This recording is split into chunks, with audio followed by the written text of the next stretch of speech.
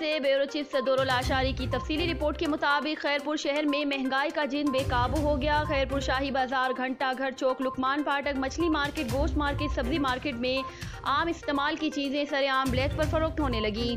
آٹا 50 روپے فی کلو، چینی 80 روپے فی کلو، لوکل پکوان تیل 160 روپے فی کلو، چاول 60 روپے والے 80 روپے فی کلو فروخت کرنے لگے۔ سبزیوں میں ٹماٹر 140 روپے فی کلو، پیاز 80 روپے فی کلو، پالک 80 روپے فی کلو، آلو 50 روپے فی کلو، بھنڈی 120، پھلی 120 روپے فی کلو، مچھلی 500 روپے فی کلو، گوشت 450 روپے فی کلو، فارمی مرغی گوشت 300 روپے فی کلو۔ خیرپور عام استعمال کی اشیاء مہنگے داموں پر فروخت ہونے لگی، جبکہ دوسری جانب سے شہریوں کا کہنا ہے کہ دکانوں پر کوئی ریٹ لسٹ موجود نہیں۔ ڈاکٹر شیر عالم، محمد ہاشم تیبو، نیاز محمد لاشاری، صوفی محمد اسحاق سمرو، تیمور لاشاری اور دیگر شہریوں نے کہا کہ خیرپور شہر میں بڑھتی ہوئی مہنگائی پر کنٹرول کیا جائے، جبکہ خیرپور شہر سابق وزیر اعلیٰ سید قائم علی شاہ کا شہر کہلایا جاتا ہے۔ D C